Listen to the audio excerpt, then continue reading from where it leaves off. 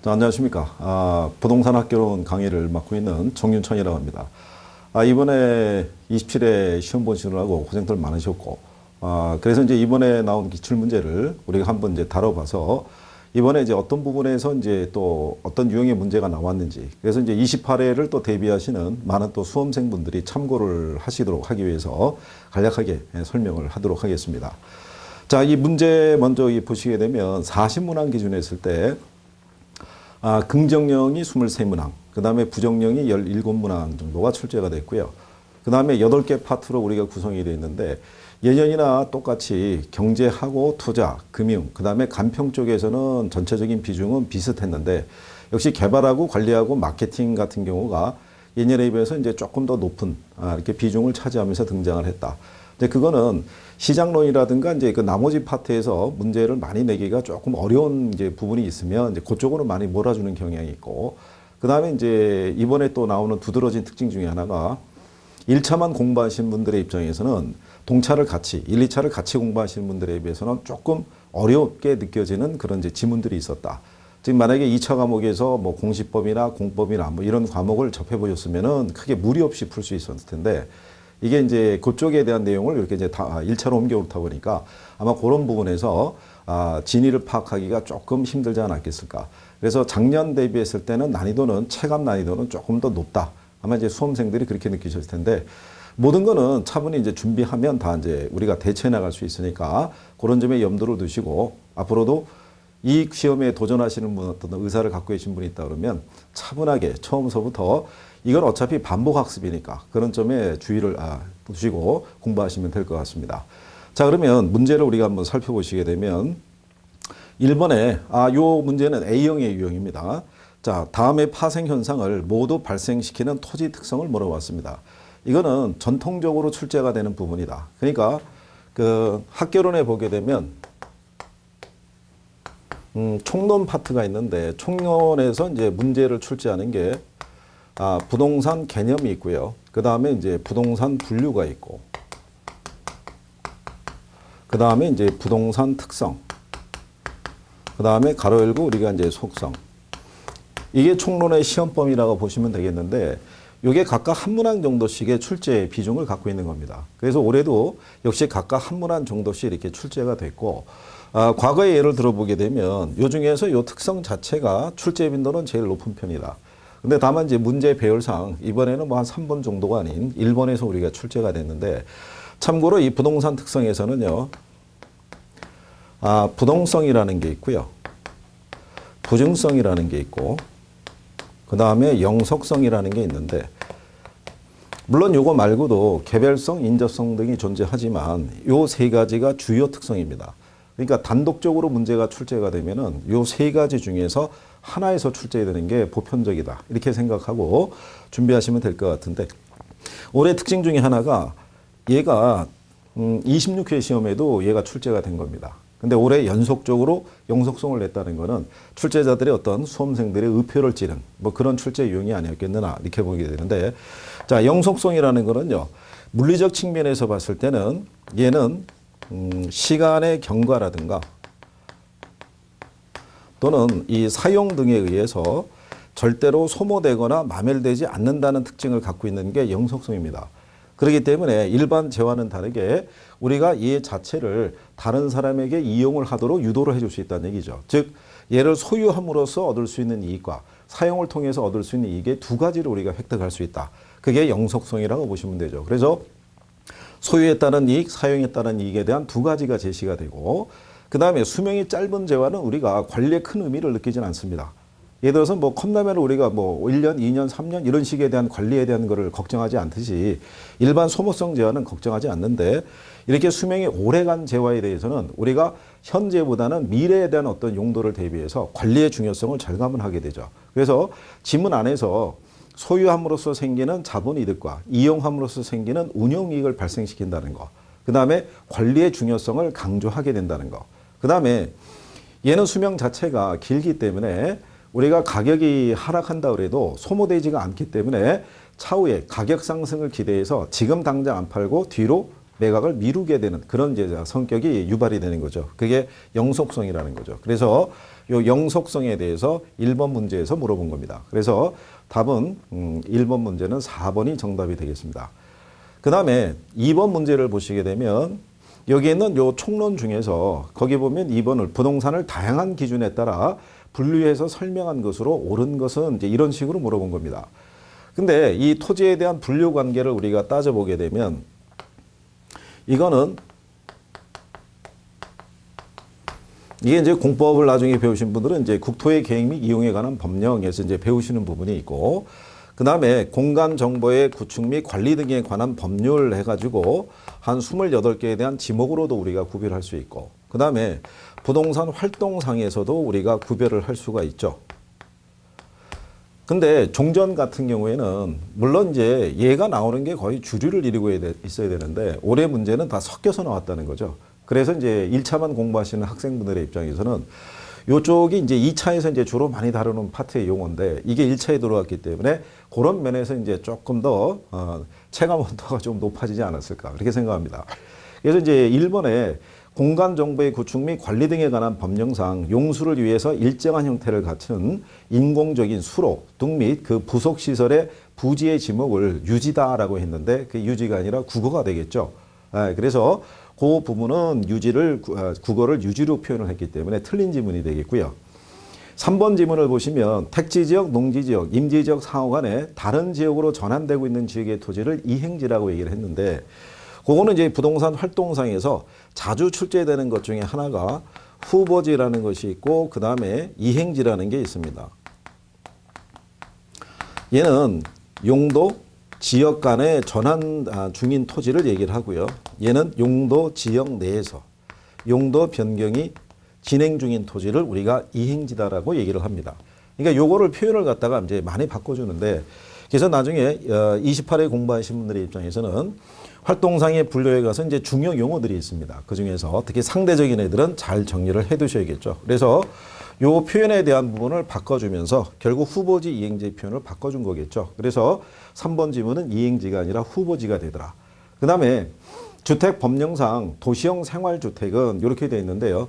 도시형 생활주택에 대해서는 조금 더 우리가 신경을 써줘야 되는 그런 용어가 아닌가. 요게 지난 2, 3년간 계속적으로 반복해서 등장하는 게 이제 도시형 생활주택입니다. 그래서 특히 이제 여기 나와 있는 이 도시형 생활주택이라고 이렇게 표현되어 있을 때 요거는 이제 주택 외에 그 건축물과 부속 토지로서 주거시설로 이용 가능한 시설 등을 말한다 그랬을 때 이건 도시형 생활주택이 아니라 준주택을 지칭하는 표현입니다. 그래서 많이 본 지문인 것 같은데 안에 있는 내용만 살짝 바꿔서 또 표현했다고 보시면 되겠죠. 그래서 4번 지문에 있는 것은 도시형 생활주택이 아니라 준주택이라는 거. 그래서 아마 28회 기본소들이 등장하게 되면 여기에 관련된 용어들이 기본서 안에 이제 새롭게 반영될 소지가 분명히 있다라고 봅니다. 어쨌든 이제 그런 부분은 항상 대비가 되니까 차분하게 정리하시면 될 것 같고요. 그 다음에 5번 지문에 보시면 국토의 계획 및 이용에 관한 법령상 공용시설을 보호하고 공공 업무 기능을 효율화하기 위해서 필요한 지구에 대해서 중요시설물 보존지구로 지정한다라고 되어 있는데 이게 중요시설물 보존지구가 아니라요. 이게 그 공용시설 보존물 지구다라고 이렇게 생각하시면 됩니다. 공용시설 보존물 지구. 거기 나온 대로 그 표현한 대로요. 중요시설물 보존지구 같은 경우는요. 국방이라든가 또는 안보상의 어떤 중요한 시설물이 있죠. 그런 것들을 보존하는 지구를 지칭하는 개념이니까 그러니까 이제 1차만 공부하신 분들이 조금 당황했을 그런 지문이 아니었겠는가. 그래서 답은 2번에 건축 법령상 용도별 건축물의 종류에 따라 운전학원 및 정비학원은 자동차 관련 시설로 무도학원은 위락시설로 분류한다는 거. 그러니까 그 학개론의 지금까지 26회, 그러니까 27회까지 시험을 치는 동안에 처음 등장하는 이제 그런 지문입니다. 근데 이제 이런 것들은 일회성으로 끝날 가능성은 높고요. 대신에 우리가 꾸준히 정리를 해줘야 되는 것은 국계법상에 있을 때 용도 지역지구에 대한 구별이라든가 아니면은 그 도시형 생활주택이라든가 주택법상에서 나오는 몇 가지 용어 정도는 우리가 28회를 대비할 때는 분명히 정리를 해둬야 될 것 같습니다. 그래서 그 내용까지다. 자, 그 다음에 3번이 이제 개념에 대해서 이제 언급이 되고 있습니다. 그러니까 조금 아까 말씀드린 대로 우리가 개념이 있고 분류가 있고 특성이 있으면 이게 이제 통상 이제 개념이 앞쪽으로 나왔는데 이번에 3번으로 등장을 했는데요. 요거는 개념만 구별할 수 있으시면 참고로 우리가 이 개념이라는 것은요, 물리적 또는 우리가 기술적이라고도 표현합니다. 그 다음에 경제적 개념, 그 다음에 법률적 개념. 이렇게 세 가지로 분류했을 때 얘가 자연이고 공간이고 위치 또는 환경. 그 다음에 얘가 자산, 자본, 생산 요소, 소비재, 그 다음에 상품. 그 다음에 이제 법률적 개념은 협의의 부동산하고 그 다음에 광의의 부동산 등으로 이렇게 나눌 수가 있죠. 근데 이제 항상 요 파트를 공부하실 때 우리가 개념을 이렇게 세 가지로 분류를 했는데 이 기본적인 개념이 서로 같냐? 서로 다르다는 얘기입니다. 그렇기 때문에 얘네들이 서로 다르기 때문에 기본적으로 출제자들이 물어보는 게 얘네를 구분할 수 있냐를 물어봅니다. 그러면 가장 많이 활용하는 게 이제 얘네를 이쪽과 이쪽에 섞어서 물어보는 그런 유형이다라고 보시면 되는데 그래서 3번에서는 일단 틀린 게 3번 지문이 됩니다.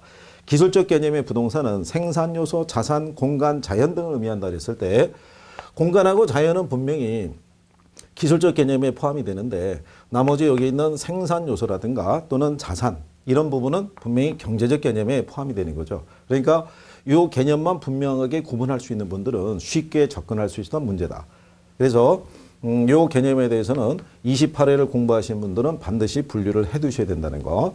1번 지문에 나와 있는 복합 개념의 부동산 역시 이게 물리적, 경제적, 법률적 세 가지 개념으로 접근하는 것을 우리가 복합 개념의 부동산이다. 그 다음에 민법상의 부동산, 여기 협의의 부동산이라는 것을 우리가 민법상의 부동산이라고 표현을 합니다. 그래서 얘는 토지 및 그 정착물을 의미하죠. 그래서 이제 그 지문을 사용을 한 거고요. 그 다음에 준부동산은 우리가 광의의 부동산이 여기 있는 협의의 부동산에다가 준 또는 의제 부동산을 포함한 개념이다.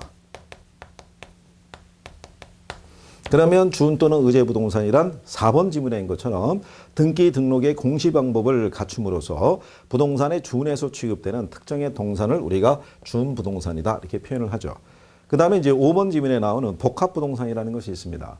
우리나라에서는 토지가 있고 건물이 있으면 각각 별개의 물건으로 취급해서 별도의 우리가 등기를 하도록 돼 있다는 얘기죠. 그러니까 별개의 물건으로 취급하지만 얘네를 우리가 거래하거나 이용할 때는 이렇게 따로따로 거래하지는 않죠. 같이 일괄해서 거래할 때 그 상태의 부동산을 우리가 복합부동산이다 이렇게 표현하는 거죠. 그래서 3번 문제에서는 답이 3번이 정답이다. 자, 그래서 이게 총론 개념에서 이제 언급이 된 부분이다. 이렇게 구별하시면 되겠고요. 그 다음에 4번서부터가 경제론의 문제가 이제 주어집니다. 자, 경제론은 통상 4문항에서 5문항 정도가 형성이 되는 게 보편적인 현상이고요. 올해도 역시 5문항 정도가 이제 배정이 돼서 출제가 된 부분이고, 다만 이제 4번에 바로 계산적인 논리가 들어왔기 때문에 학생분들이 조금 부담을 느끼지 않았을까. 근데 이제 풀어가는 요령 중에서는요, 이론을 쭉 풀다가 계산 문제가 등장하게 되면 뒤로 몰았다가 마지막에 계산 문제 중에서 내가 선택 가능한 것만 푸는 것도 하나의 방법이라고 할 수 있죠. 자, 4번을 보시게 되면 자, 가격의 탄력성 하고요. 자, 가격 탄력성은 우리가 가격의 변화에 대한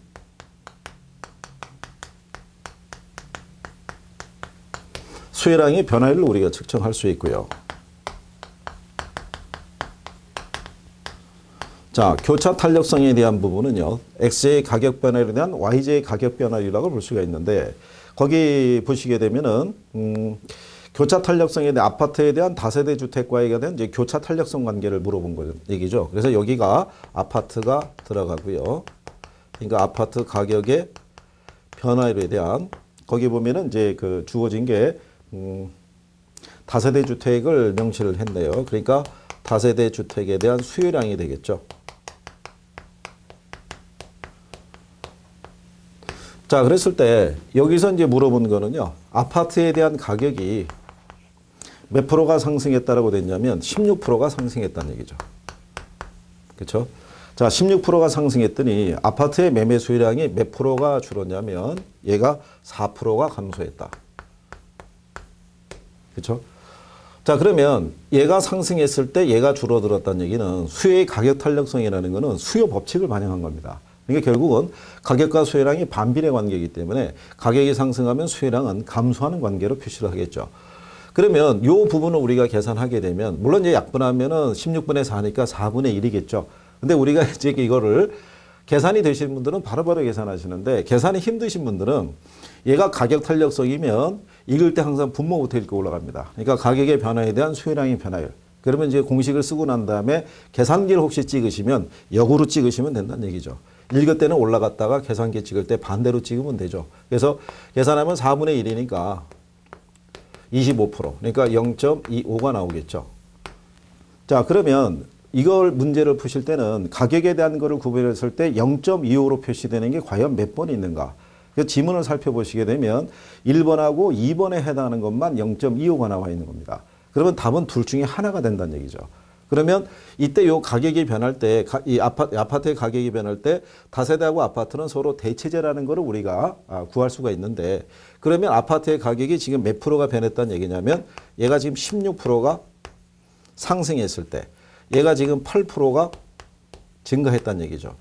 그러면 이 부분을 우리가 나누게 되면 얼마가 나오느냐. 요거는 0.5가 된다는 걸 알 수가 있죠. 그리고 우리가 교차 탄력성에서 재화의 성격을 구별할 때 탄력성이 크게 했을 때 0을 기준으로 해서 0보다 크면 우리가 대체제라는 것도 알 수가 있죠. 그래서 요 수치는 0.5. 그 다음에 여기 있는 아파트하고 다세대 주택과의 관계는 대체제라는 것을 우리가 확인할 수가 있죠. 그래서 1번 지문을 보시면 A는 0.25, 그 다음에 B는 0.5, 그 다음에 C는 대체제라는 거. 그러니까 4번 문제를 다시 확인하시면 아파트 매매 가격이 10% 상승함에 따라 다세대 주택의 매매 수요량이 8%가 증가하고 아파트 매매 수요량이 4%가 감소할 때 아파트 매매 수요의 가격 탄력성, 다세대 주택 매매 수요의 교차 탄력성, 아파트에 대한 다세대 주택의 관계는 이렇게 물어본 거죠. 그러면 출제자들이 배열을 친절하게 이렇게 딱딱 묶어서 주지는 않습니다. 그러니까 배열 관계만 잠깐 바꿔주는 거니까 우리가 그 기준만 알고 있으면 틀림없이 문제를 풀 수 있다. 그래서 4번 문제에서는 정답은 1번이 된다는 것을 확인하시고요. 처음 공부하신 분들은요. 요 계산 관계가 있을 때 이 부분에 대해서 지금 걱정하실 필요는 없고요. 나중에 시험장 내년에 28회 시험장에 들어갈 정도 되면 틀림없이 풀고 들어갈 수 있게끔 이건 실력이 배양이 됩니다. 그러니까 이런 유형이 있구나라는 정도로만 알고 판단하시면 될 것 같아요.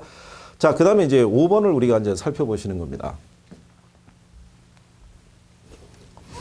자, 5번 문제도 역시 경제론인데요. 역시 수요의 가격 탄력성에 관한 것을 물어봤습니다. 자, 5번에 보면 자, 지문이 우리가 틀린 거를 물어봤을 때 우리가 이제 1번 지문에 보시면 미세한 가격 변화에 수요량이 무한히 크게 변화되는 경우를 우리가 완전 탄력적이라고 얘기를 합니다. 완전 탄력적이라고 얘기를 할 때는요. 우리가 이제 기울기가 이렇게 수평선으로 표현을 합니다. 그래서 무한대라고 이렇게 표현하는데요. 가격이 일정한 요 수준에 있을 때는 아무런 변화가 없는데 요 가격에서 가격이 1원이라도 상승하게 되면은 이 수요량이 존재하지 않고요. 만약에 1원이라도 하락하게 되면 이 수요량이 무한대로 변할 수 있는 그런 성질을 갖는 것을 우리가 완전 탄력적이다. 특수한 형태의 탄력성이라고 보시면 되겠고요. 그 다음에 2번 지문에 보면 대체제의 존재 여부는 수요의 가격 탄력성을 결정하는 중요한 요인 중에 하나다라고 되어 있습니다. 우리가 수요가 탄력적이냐 비탄력적이냐 여부를 놓고 판단할 때요. 얘가 탄력적이 될 수 있냐 여부는 대체제가 많으냐 적으냐를 놓고 판단하는 거죠. 그러면 간단하게 우리가 구별을 해드리게 되면요. 비탄력적인 반응을 나타냈다는 얘기는 가격 변화에 둔감한 반응을 나타낸다. 대부분 필수제를 지칭합니다. 주부분들이 마트에 가서 된장과 고추장, 간장을 우리가 구입하고자 했었을 때 걔네 가격이 항상 똑같지는 않습니다. 가만히 살펴보시게 되면 매년 가격이 조금씩 올라갑니다. 근데 우리는 어쩔 수 없이 얘들을 안 넣고는 뭐 찌개나 국을 끓일 수가 없으니까 음식을 어떻게 조리할 수 없으니까 어쩔 수 없이 사야 되는 경우가 발생하죠. 그런 경우로 우리가 가격 변화에 둔감하다 또는 비탄력적이다 이렇게 표현하는 거죠. 그럼 가격 변화에 탄력적인 반응을 보이는 것은 오히려 사치제 등에서는 그런 반응을 보입니다. 이런 경우는 이제 우리가 뭐 초콜릿이라든가 사탕 이런 것들은 가격이 많이 올라가게 되면 우리는 그거 안 먹어도 먹고 삽니다. 그러니까 그럴 때는 가격 변에 사람들이 민감하게 반응을 하죠. 그러면 또 하나의 또 표현은 뭐냐면 이렇게 우리가 가격 변에 이렇게 민감하게 반응할 수 있는 건 뭐냐면 개를 대신해서 소비할 수 있는 재화가 많을 때 그럴 때 우리는 가격이 올랐어? 그럼 얘를 소비하면 되지? 이런 식에 대한 반응을 나타내는 거죠. 그래서 우리가 대체재가 있느냐 없느냐가 수의 가격 탄력성을 결정할 때 가장 중요한 역할을 하더라. 그래서 탄력적이라는 것은 뭐가 풍부하다라고 보시면 되냐면 대체재가 풍부하다. 비탄력적이라는 것은 상대적으로 대체재를 찾기가 어렵다라고 이렇게 생각하시면 되죠. 그 다음에 4번에 보면요. 일반적으로 이 재화의 용도가 다양할수록 수의 가격 탄력성은 커진다라고 얘기를 합니다. 그러면 우리가 일반적인 용도를 부동산을 기준으로 보게 되면 주택이 있고 상가, 공장이 있다는 가정이 했을 때 상대적으로 용도를 좀 더 다양하게 변화줄 수 있는 것은 일반적인 주택을 예를 듭니다. 주택의 일부를 개조하면 음식점이나 아니면 간에 숭업하는 조그만 공장 등으로 활용할 수 있는데 상가나 공장에 변화를 준다고 바로 주거용으로 사용하기는 좀 어렵다는 얘기죠. 그래서 쓸 수 있는 용도가 다양하면 다양할수록 가격 탄력성은 커진다. 즉 탄력적이다라고 생각하시면 되겠고요.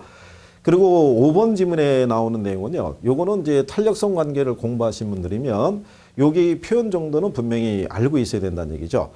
거기 보시면 수의 가격 탄력성이 비탄력적이라는 것은 가격의 변화율에 비해서 무슨 변화율이 작다. 수혜량의 변화율이 작다라는 것을 표현해 주는 겁니다. 그러니까 여기 비탄력이 있고 탄력적이 있을 때 이걸 우리가 이제 수치로 이렇게 제시를 해보면요. 가격이 만약에 10%가 이렇게 상승했다. 그러면 자, 가격 탄력성은 수요 법칙을 반영하니까 요 수요량은 줄어든다는 얘기죠. 줄어들었을 때 얘보다 적게 줄어드느냐. 그죠?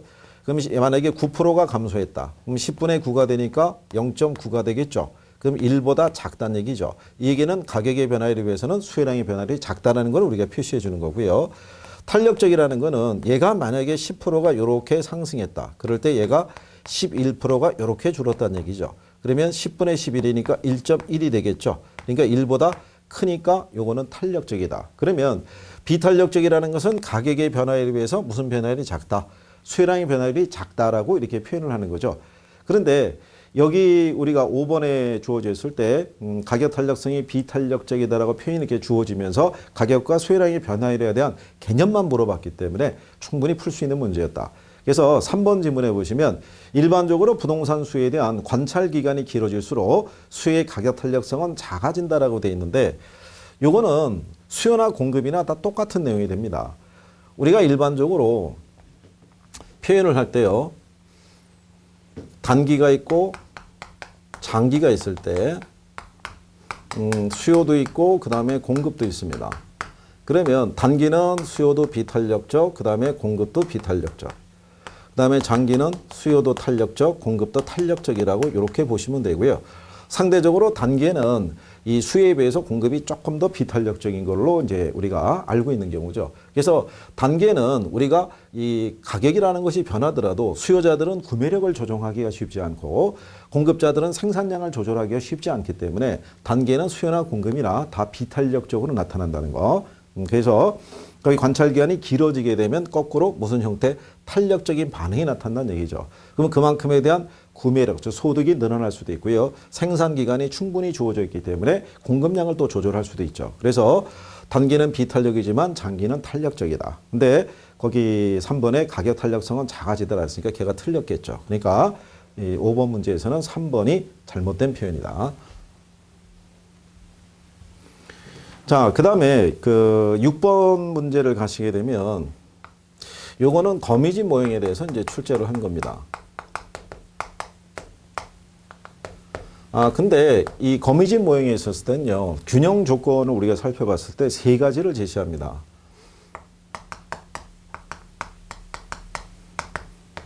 그래서 일반적으로 수렴형이라는 게 있고요.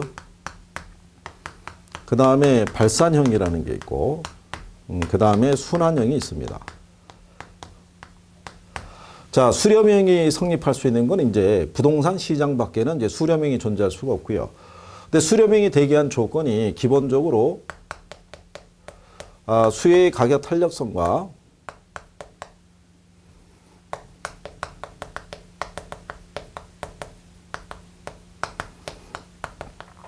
공급의 이제 가격 탄력성이 이렇게 주어져 있을 때 기본적으로 수요가 탄력적이고 공급이 비탄력적이 된다는 얘기죠. 이거는 이제 부동산 시장에서 전형적으로 나타날 수 있는 건 이거밖에 없습니다. 수요에 비해서 상대적으로 공급이 비탄력적이니까. 근데 이제 기울기에 대한 거를 표현할 때는 탄력성과 기울기는 역수입니다. 근데 이제 여기서 올해만 물어본 게 아니라 출제자들이 여기서 이제 뭐를 또 물어봤냐면 수요 곡선 기울기에 대한 절대값과 공급 곡선 이제 기울기 값을 놓고 우리가 판단하게 되면요.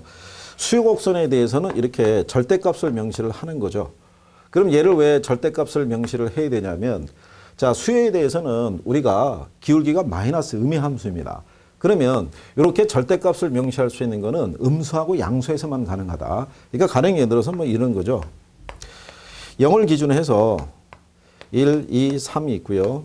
마이너스 1, 마이너스 2, 마이너스 3이 있다고 그랬을 때 그러면 마이너스 3이나 플러스 3이나 0에서부터 기준했을 때 이렇게 3칸씩 떨어져 있는데 얘를 굳이 마이너스의 부호를 붙여가지고 이거를 구분한다는 거는 무의미하다고 볼 수 있죠. 그러니까 이 부분에 대해서 그냥 절대값으로 명시를 하게 된다는 얘기는 부호를 생략하겠다 이런 표현이 되죠. 그래서 여기에서는 표현할 때 기울기에 대한 절대값이라는 부분을 분명히 이제 명시를 해줘야 되는 거죠. 그래서 이거를 또 수치를 제시할 때 잘 해줘야 되는 게 이 관계가 존재하기 때문에 얘가 마이너스 예를 들어서 뭐 0.3이고 얘가 그냥 0.2라고 그랬을 때 이거를 갖다가 얘가 0.2니까 무조건 얘보다 크다라고 생각하면 안 되죠. 얘를 만약에 절대값으로 명시해서 부호가 사라지게 되면 얘가 더 커지는 경우죠. 그래서 출제자들도 줄 때 그 부분을 반영해서 A시장 같은 경우에 수요 곡선의 기울기가 마이너스 0.8일 때 공급 곡선의 기울기는 0.6을 준 겁니다. 그렇겠죠? 그러니까 A에 대한 부분은 우리가 수요 곡선의 기울기하고 여기에 주어져 있을 때 이렇게 보시면 탄력성과 기울기는 역수니까 요거는 얘가 커야 되거든요. 근데 발산형 같은 경우는 여기 있는 수요의 탄력성과 공급의 탄력성이 있으면 얘가 커야 되고요. 그렇죠? 반대로. 그 다음에 이제 기울기에 대한 관계를 우리가 여기 표시가 잘못됐군요. 얘가 커야 되고요. 기울기 값을 갖다 보게 되면은 얘가 커야 되는 것이 이렇게 바뀌어지는 게 발산형입니다. 순환형에 대한 경우는 요거 두 가지가 서로 같은 경우를 얘기를 하죠. 요게 같고 그 다음에 요 밑에 애들이 서로 이렇게 같아진 것을 우리가 순환형이다라고 표현을 하죠. 그러니까 지금 보시게 되면 기울기의 절대값과 공급곡선의 기울기 값을 보게 되면 얘가 지금 마이너스 0.8이고요. 그 다음에 얘가 0.6이 되니까 마이너스의 부호가 빠진다 그러면 얘가 얘보다 크죠. 절대값이니까. 그러니까 A를 기준으로 했을 때는 A는 발산형이라고 보셔야 되는 거죠. 그 다음에 B는 마이너스 0.3과 0.3이니까 이 두 개의 수치가 서로 어떻게 되겠어요? 같아지겠죠. 절대값을 기준으로 우리가 표시하니까. 그러면 같아지니까 얘는 순환형. 그다음 마지막에 C시장 같은 경우는 공곡선의 기울기가 1.2고 수역선의 기울기의 절대값이 마이너스 0.6이니까 당연히 얘는 수렴형이 되겠죠. 그래서 6번 문제에서는 5번이 답이 되는데 그래서 아마 1번 지문을 유인형으로 놓고 주어지지 않았을까.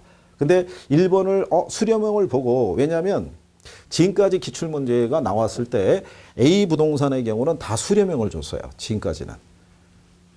요거를 다 수렴형을 줬는데 올해 같은 경우에 A시장, B시장, C시장으로 나눴을 때 수렴형을 C로 준 경우는 올해가 처음입니다. 그러니까 수험생들이 만약에 예년의 경우만 놓고 A만 기준해서 들어갔으면 1번 아니면 4번을 놓고 먼저 판단하지 않았을까. 근데 출제자들이 이제 그거를 반대로 해가지고 거꾸로 A에 대한 거를 발산형으로 놓고 이제 유도를 했다라고 보시면 되겠죠. 그래서 기본적인 개념이 이제 구별이 되어 있으면 맞출 수 있는 그런 유형이었다. 이렇게 보시면 되겠고요. 그래서 6번 문제에서는 답이 5번이 답이 되겠습니다.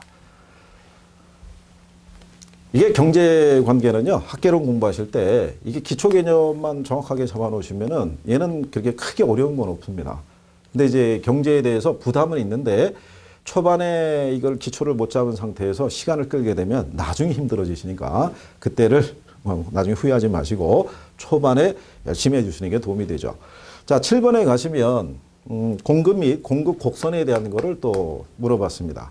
틀린 것을 구성했을 때 이 관계에서는요. 2번에 보시면 공급량은 주어진 가격 수준에서 공급자가 공급하고자 하는 최대 수량을 우리가 공급량이라고 표현하고요. 3번 지문에 보면 해당 부동산 가격 변화에 의한 공급량의 변화는 다른 조건이 불변일 때 동일한 공급 곡선상에서의 점의 이동으로 나타난다 그랬을 때 요 3번 지문의 표현이 올해 조금 두드러지게 나타나는 표현 중에 하나입니다. 우리가 물론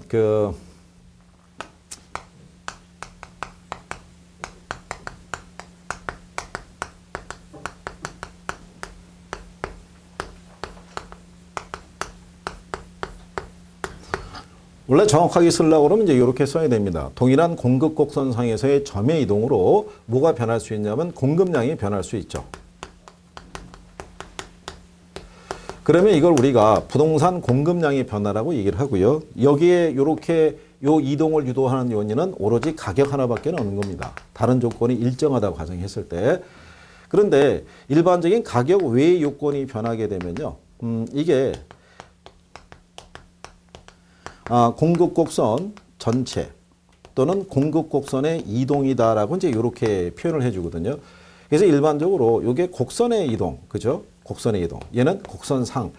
세 글자, 두 글자이기 때문에 예년에 그 출제자들이 요거만 보고 학생들이 이게 공급량의 변화냐 아니면 공급의 변화냐 요거를 구별을 하기 때문에 그래서 이제 요 부분에 대한 변별력을 구하기가 어렵다 그래가지고 요 상이라는 표현하고 점이라는 표현을 빼고 출제했던 게 최근의 추세인데, 자, 오래간만에 이 곡선상이라는 표현이 등장을 한 거죠. 그러니까 확실하게 얘는 맞는 표현이다. 뭐 이런 식으로 아마 이제 유도를 하기 위해서 표현한 게 아닌가. 근데 또 이렇게 나왔다 그래서 내년에 28에도 앞으로도 계속 요게 반영이 될 거라고 생각하면 안 되고요. 기본적인 개념에서 그냥 곡선에서의 이동으로 표현할 수도 있다. 뭐 이런 정도도 항상 인식하시는 게 필요하고요.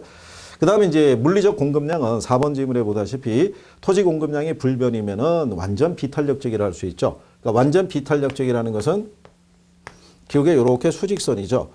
그러면 얘는 이렇게 수량축에서 뻗어갔기 때문에 여기 있는 요 가격이 변하더라도 오르든 내리든 관계없이 양은 항상 불변이 된다는 거. 그걸 우리가 완전 비탄력적이라고 표현합니다. 그 다음에 부동산 공급은요. 이렇게 물리적인 면에서는 공급이 어렵죠. 그래서 이 부분을 완화시키기 위해서 우리가 등장시킨 게 용도의 다양성이라고 생각하시면 돼요. 그러면 용도의 다양성이라는 것이 결국은 물리적인 공급에 대한 제약 조건을 완화시켜주는 부분이 되죠. 그러면 결국은 공급을 늘리기 위해서는 용도 변경을 해야 되는데 용도 변경을 위한 규제가 강화된다 그러면 공급을 늘리기가 어려워지겠죠. 그래서 이제 5번 지문이 이제 그런 표현을 담고 있고요. 그러면 7번에서 우리가 틀리게 표현한 것은 1번이 되는 거죠. 자, 부동산 수요가 증가할 때 부동산 공급 곡선이 탄력적일수록 부동산 가격은 더 크게 상승한다라고 표현이 되어 있어요. 그러면 여기서 항상 구별하실 거는요. 자, 문제가 먼저 부동산 수요가 뭐 했다는 얘기냐면 증가했다는 얘기죠. 그렇죠? 자, 얘가 증가를 했다는 것은 가격이 어떻게 된다는 얘기냐면 상승한다는 얘기입니다. 그렇죠? 수요가 증가하면 가격이 상승하죠. 얘가 상승할 때 가격 변화율은 공급이 비탄력적일 때가 커지죠. 그렇죠? 그 얘기는 무슨 얘기냐면 수요는 늘어나고 가격은 상승했는데 공급을 쉽게 못 늘리니까. 그렇죠? 그러면 초과수요에 대한 양상이 더 커지는 경우죠. 근데 공급이 탄력적이라는 얘기는 수요가 증가해서 가격이 상승했을 때 공급을 쉽게 늘릴 수 있다는 얘기죠. 그러면 가격 변화율이 클 수가 없죠. 그래서 우리가 일반적인 농축산물을 예를 들어 생각하시면 되죠. 우리가 시장에서 배추 파동이나 무 파동 같은 거는 등장을 하죠. 왜냐하면 수요가 늘어나는데 공급을 바로 늘릴 수가 없으니까. 근데 우리가 일반적인 공산품이 있죠. 뭐 라면 파동이디 뭐 치약 파동 이런 소리는 뭐 들어본 적이 없다는 얘기죠. 그 얘기는 가격의 상승함에 따라 공급을 쉽게 늘릴 수 있기 때문이다. 이런 표현이 되겠죠. 그래서 1번이 잘못된 표현이죠. 그래서 수요가 증가할 때 공급이 탄력적일 때가 아니라 비탄력적일 때가 가격 변화율이 항상 크다라는 거. 요거는 항상 기억을 해 두셔야 됩니다. 그래서 7번 문제에서는 답이 1번이 되겠고요. 자, 그다음에 이제 8번 문제를 가시게 되면 이 경우는 그 입지 개수를 물어본 케이스인데요. 이거는 제가 볼 때 조금만 준비가 되셨던 수험생들이라고 그러면 계산기를 쓰지 않고도 우리가 확인할 수 있는 케이스죠. 자, 이게 이제 입지 개수를 물어본 겁니다. 그럼 우리가 입지 개수를 우리가 측정할 때 일반적인 공식을 우리가 사용을 하게 되면요. 이게 전국의 전 산업에 대한 고용자 수분의 전국에 거기서 주어진 거는 이제 X산업을 주어진 겁니다. X산업에 대한 고용자 수. 그렇죠? 그 다음에 여기는 이제 도시 있죠? 그러니까 예를 들어서 뭐 A 도시에서부터 도시의 전 산업의 고용자 수. 분의 각 도시 있죠? 도시의 X산업의 고용자 수. 이게 저기 공식이 조금 힘들어 보이는 것 같아서 이거 잘 포기하신 분들도 있는데 이거 알고 보면 간단한 논리입니다. 이게 이제 해서 1이고 1보다 크고 1보다 작을 경우 1보다 큰 경우는 이제 그 지역의 기반 산업이라고 얘기를 하죠. 그러니까 뭐 울산 같은 데 가면 뭐 현대중공업이나 뭐 거제 같으면 뭐 조선업 이런 것들이 이제 주로 기반 산업. 그죠? 그 지역의 주된 산업이라 볼 수 있는데 여기 문제가 물어본 거는요. X산업의 입지 개수가 1을 초과하는 도시를 모두 고르라 이렇게 해놓은 겁니다. 그럼 우리는 X산업과 Y산업의 두 개가 있을 때 Y산업은 거들떠 볼 필요가 없죠. X산업만 놓고 우리가 판단하면 된다는 얘기죠. 그러면 요 분모에 대한 값은요. 출제자들이 고정을 시켜준 거죠. 일단 전국의 전 산업의 고용자 수가 6,250명입니다. 그 중에 X산업의 전국에서 X산업에 종사하는 사람이 3,350이죠. 그러면 자, 여러분들이 보시다시피 요거를 계산하시게 되면 0.536 이렇게 나옵니다. 요게 그러면 여기 분모의 값은 뭐로 고정을 시켰다? 0.536. 그죠? 그러면 얘하고 비교했을 때 얘보다 어쨌든 큰 애들이 전부 다 1보다 크게 되는 거죠. 그러면 A 도시 같은 경우는 자, 전체가 1,000명인데 1,000명 중에 X산업에 종사하는 사람이 400명이에요. 그러면 1,000분의 400이라는 얘기는 어떻게 됩니까? 0.4죠. 암산으로 계산해도. 그러면 자, 여기다 대입해 보면요. 분모에 비해서 지금 분자의 숫자가 크다, 작다? 작다는 얘기죠. 그럼 당연히 1을 넘어설 수가 없죠. 그렇겠죠? 그러니까 얘를 계산하시게 되면은 당연히 1보다 작다라는 걸 우리가 확인할 수가 있죠. 근데 요거를 말고요. B 도시를 가셔서 보시게 되면 자, 얘는 이제 0.536으로 정리가 되어 있는 겁니다. 근데 B 도시를 가게 되면 전체가 2,000명입니다. 근데 얘가 1,200입니다. 그러면 상적으로 보더라도 이걸 나누면 0.6이 되겠죠. 그러면 여기에 0.6이 들어온다는 얘기는 분모에 비해서 지금 분자가 커지니까 얘는 무조건 1보다 크죠. 그래서 계산하게 되면 얘는 수치가 1.11 이렇게 떨어지게 됩니다. 그러면 일단 B 도시는 포함이 되겠죠. 그렇죠? 근데 A는 아니고 B는 들어간다는 얘기는 일단 1번하고 2번은 답이 아니죠. 모두 고르라고 그랬으니까. 그래서 우리는 C하고 D 사이에서 우리가 표현을 해야 되는데 C를 가봤더니 이것도 역시 마찬가지라는 얘기죠. C도 가서 봤더니 자, 전체 고용자 수가 1,150명입니다. 근데 자, X산업에 종사하는 사람이 650이죠. 그렇죠? 그러면 얘 두 배가 1,150이 될 수가 없죠. 이것도 계산하게 되면 1.05 나옵니다. 여기까지 계산이 되는 순간에 이미 답은 3번의 B하고 C가 된다는 걸 우리가 확인할 수 있죠. 모두 고르라는 거니까. 그러니까 결론은 출제자들은 A, B, C, D에서 D까지 계산할 필요도 없죠. 왜냐하면 D를 가게 되면 전체 D도시의 전체 고용인구가 2,100명인데 X산업에 종사하는 사람이 1,100이니까 이게 당연히 50%를 초과할 수가 없죠. 그래서 수치를 계산하면 0.97이 나옵니다. 그래서 결국은 8번 문제에서는 B도시하고 C도시만 그러니까 요령을 가지고 계산기를 찍어가지고 일일이 다 계산해서 하라는 게 아니라 문제를 딱 해서 판단이 용이한 분들은 암산으로도 대충 계산이 가능하게끔 출제한 유형이 아니었느냐 이런 얘기죠. 그래서 원래 학교는 계산 문제가 그렇습니다. 대부분 한두 문제 빼고는요 1분 내로 풀 수 있게끔 다 그렇게 이제 배열은 해주는 거죠. 그러니까 힘들다고 느끼기 전에 일단 기본적인 요령을 조금만 습득하시면은 무리 없이 풀 수 있습니다. 자, 그 다음에 이제 9번이 주거분리를 물어본 겁니다. 그러면 학개론에서는요, 중요한 몇 가지 용어는 이해가 꼭 필연적인데요. 주거분리는 자주 등장을 합니다. 용어상에서. 자, 주거분리라는 것은 도시화 등의 영향에 의해서 고소득층의 주거지역과 저소득층의 주거지역이 서로 분리되는 것을 우리가 주거분리라고 얘기를 하죠. 그러니까 1번 지문이 바로 이제 그거를 표현을 하는 거죠. 자, 그럴 때 요 주거분리라는 것은요, 도시 전체에서도 발생할 수도 있고요, 지리적으로 인접한 근린 지역에서도 발생할 수 있는 겁니다. 자, 그럴 때 거기 2번하고 이제 3번에 대한 부분이 있죠. 이런 것들은 이제 묶어서 생각하시면 되는데 이렇게 생각하시면 되겠죠. 이렇게 경계 지역이 있습니다. 이 경계 지역은요. 도로라든가 담장 등을 지칭하고요. 주택이 없는 공간이죠. 그래서 자, 저소득층의 주거가 있고 고소득층의 주거가 있을 때 자, 그러면 여기 있는 저소득층의 주거 지역 중에서 자, 요렇게 저가 주택이 고소득층의 주거 지역하고 요렇게 인접해 있다는 얘기는 고소득층의 주거 지역은 주거 환경이 정비가 잘 돼 있고 각종 예서 생활 편익시설이 잘 들어가 있습니다. 그럼 이 사람들은 길 하나 건너게 되면 여기서 제공하는 모든 시설을 쉽게 이용할 수가 있죠. 그러니까 이 사람들은 여기서 정의 외부 효과가 얻어지게 되는 거죠. 그러니까 요 경계에 있는 집들은 대부분 주택이 할증이 돼서 거래가 되겠죠.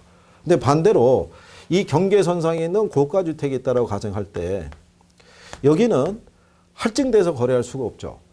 여기는 왜냐하면 자, 저가 주택 지역하고 같이 섞여 있다 보니까 각종 뭐 소음 뭐 이런 거 원래 고소득층 사는 지역일수록 조용한 동네에 되는데 이런 식에 대한 문제가 발생한다는 얘기는 주거 환경이 떨어지니까 얘는 부의 외부 효과가 유발된다고 볼 수가 있겠죠. 그러니까 얘는 전체적으로 할인돼서 거래가 되더라. 이렇게 보시면 되겠네요. 그래서 2번 질문에 보시면 고소득층의 주거지와 저소득층 주거지가 인접한 경우 경계지역 부분의 저소득층 주택은 할인이 돼서 거래되고 얘가 할증이 돼서 거래된다 그랬으니까 이 부분의 표현을 바꿔준 거죠. 그렇죠? 그래서 2번을 틀리게 했다. 근데 이거를 풀 수 있는 단초를 3번 지문에 둔 겁니다. 다른 저소득층은 다른 요인이 동일할 때 정의 외부 효과를 누리고자 고소득층 주거지에 가까이 거주하려 한다라고 표현을 해준 거죠. 뭘 누리기 위해서? 정의 외부 효과를 누리기 위해서. 그렇죠? 그래서 3번에서 문제를 풀 수 있는 단초를 제공을 해줬는데 이 부분에 대한 이제 기본 개념이 없으면 이제 틀리게 되겠죠. 그래서 그런 내용이죠. 그래서 난이도는 뭐 상당히 이거는 쉽게 출제하지 않았느냐. 그렇다고 이 표현이 올해만 나온 게 아니고요. 예전에도 한번 출제가 됐던 선례가 있죠. 자, 그 다음에 10번에 가시게 되면 다음의 내용을 모두 설명하는 지대는 이렇게 되어 있습니다. 자, 그러면 요 지대론에 들어가시게 되면 자, 저희가 강의할 때 항상 말씀드리는 게 누가 어떤 내용을 얘기를 했더라. 가장 중요한 포인트 정도는 기억을 해줘야 되더라 이런 얘기죠. 그래서 일반적인 우리가 리카도의 차액지대라는 게 있죠. 자, 차액지대에서는 지대 발생 원인을 제일 잘 많이 물어봤습니다. 그래서 토지의 비옥도, 토지의 희소성, 수학 체감의 법칙 이런 요건들을 분명히 알아야 되고요. 자, T넨의 위치지대죠. 이건 제목이 설명하는 거죠. 이 차이가 생산성의 차이에서 발생하는 거고 얘는 위치의 차이라는 거죠. 자, 시장으로부터 위치의 차이가 위치가 달라지면 수송비가 틀려지죠. 거리가 달라지니까. 그러니까 그 수송비의 차이가 지대의 차이를 낳게 된다라고 표현을 하는 거고요.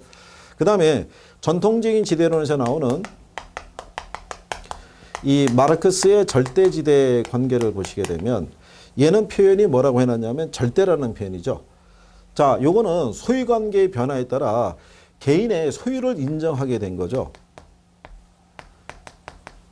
그렇죠? 자본주의 경제 시스템에서는. 자, 개인이 소유를 했다는 얘기는 개인은 그 토지를 독점하고 있다는 얘기나 똑같습니다.